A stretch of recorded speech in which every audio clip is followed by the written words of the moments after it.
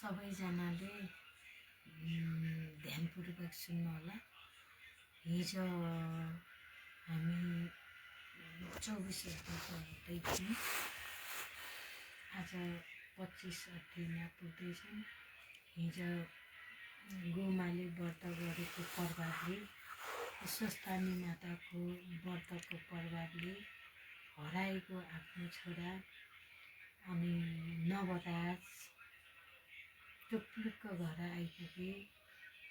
अनि गोमाले 8 रोटी, 8 पान, 8 सुपारी सबै आफ्नो छोरालाई खान दिनुभयो। अनि त्यसपछि उहाँ हर्षित हुनुभयो।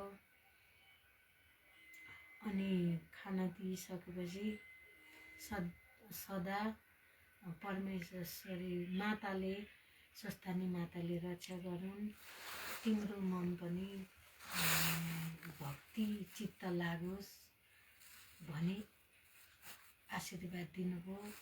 8 रोटी, सुपारी, पान, 8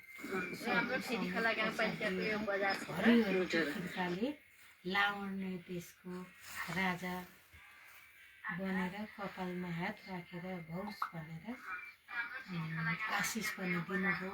लावण्य देशको त राजा भयो भनेर दिनुभयो।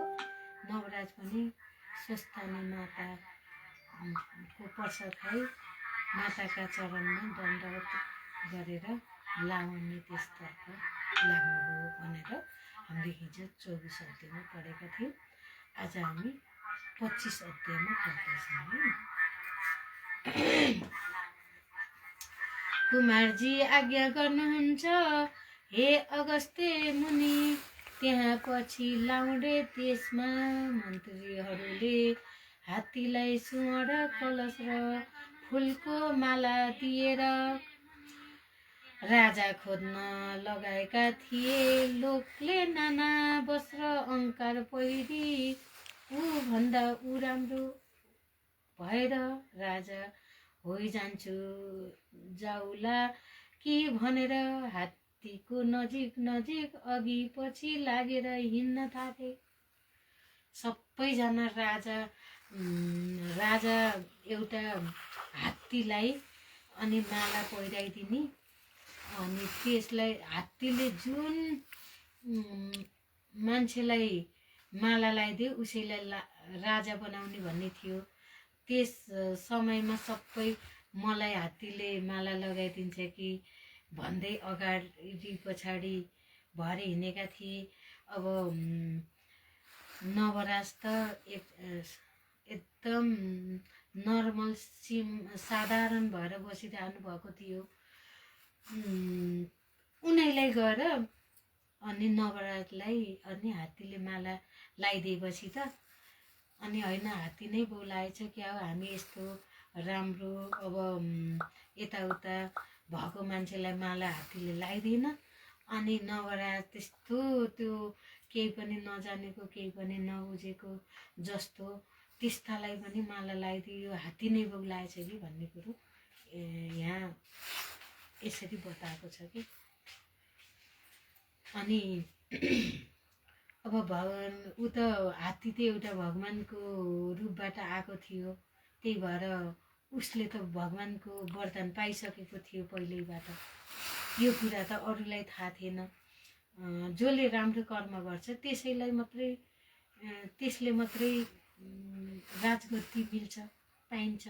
यो कुरा यो 25 अध्यायमा बताएको छ। नवराज वर्मा पनि त्यहाँ पुगेर एउटा पार्टीमा बसे र तमासा हेरिरहेका थिए। तँभन्दा म के काम भन्दै घुचेर्दै अघि र पछि लागिरहेको फेरि नवराजले हेरिराख्नु भएको थियो। हरिहर हात्तीमा प्रवेश गरी नवराज वर्मनका नजिक गई फुलको माला गलामा लगाई सुवर्ण कलशले अभिषेक गर्यो। यो देखि कति अर्काका भाग्यले डाह गर्नेहरू भन्दछन्, हे लोको हात्ती बोलायो। यस देशमा क्षेत्री कोही थिएनन् कि छैनन् र यसले बर्मानलाई अभिषेक लगायो।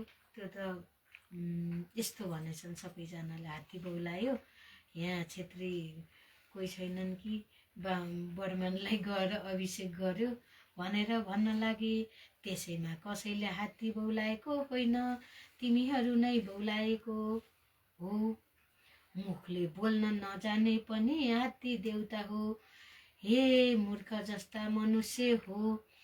बर्मा क्षेत्रीय वैश्य शूद्र जुन जातको भए पनि बिना नारदले नदी राजा हुन पाइँदैन। पहिला जन्ममा पनि राजै अनि बिचा भगवानको हरिहरको आशीर्वाद उहाँले तपस्या गरेर पाउनु भएको थियो। अरूले त खोज्छु भनेर कहाँ मिल्छ। त्यही भएर यहाँ नदी राजा हुन पाइन्न, जसको भाग्यले दियो। अब चुप लाग भनेर सम्झाए। तब हरिहर प्रवेश भइरहेको हात्तीले नवराजलाई सोठले उचाली आफ्ना कुमल स्थलमा राखी दरबारमा लग्यो। गुरु पुरोहितले नाना वस्त्र अलङ्कार पहिराई सम्पूर्ण सामग्री तयार गरी पूरा घट अष्ट मङ्गल गरी सुदिन हेराइती सहरको राजपुत्री लाउने देशलाई विधिपूर्वक नवराज राजासित विवाह गरिदिए। हे महाराज, अभिषेक भएको छैन, सामग्री तयार छ, सुदिन निश्चय गरी अभिषेक लिनुहोस् भनेर मन्त्रीहरूले भनेको सुनि नवराज भन्दछन्, मन्त्री हो मेरी महातारी छँदै अरूसित कसरी अभिषेक लिउँ। चन्द्रज्योति नगर बाहिर मेरो घर छ, त्यहाँ गोमा बर्माडी नाम गरेकी मेरी माता छन्, तिनलाई लिन पठाऊ। यस्तो आज्ञा पाएपछि मन्त्री म जान्छु भनेर नाना वस्त्र कपडा अलङ्कार लि फौज समेत भएर चन्द्रज्योति नगरमा गए। गोमा बर्माडीलाई भेटी नमस्कार गरी भने, हे राजमाता, तपाईँका पुत्र नवराज लावणे देशका राजा भए, म उनको मन्त्री हुँ। तपाईँलाई लिन पठाउनु हुँदा आए। वस्त्र अलङ्कार पालकी ल्याएको झम पहिरिएर सवारी हो। यस्तो मन्त्रीको कुरा सुनेर खुसी भई कपडा अलङ्कार पहिरी गोमा लावणे देश जान लागिन्। चन्द्रज्योति नगरका स्त्रीहरूले चाल पाए र हतारिएर हेर्न जाँदा कतिका कपाल केश फुकेका, कतिका छोराछोरी रोएका, कतिका खाँदै उठेर हिँडे। यसरी गोमा फौज समेत जान लागे कि देखि स्त्री जाति पनि भए पनि सधैँ अर्काको ढिकी झाँतो गरी दुःख सहेर बाँचिरहेकी थिइन्। आज राजा माता भइन् भनेर कुरा गर्दथे। उता गोमा लावणे देशको नजिकमा पुगिन् र नवराजले चाल पाई हात्ती घोडा रथ लगी गीत बाजा गर्दै सिन्दुर यात्रा गरेर दरबारमा लगी दण्डवत गरेर, हे माता, तपाईँका तपस्याले म राजा भएँ, अब अभिषेक दिनुहोस्। यस्तो नवराजले भनेपछि सुदिन ठहराई सुनको सिंहासनमा बसाली विधिपूर्वक नवराज र लावणवतीलाई एक साथ अभिषेक दिन।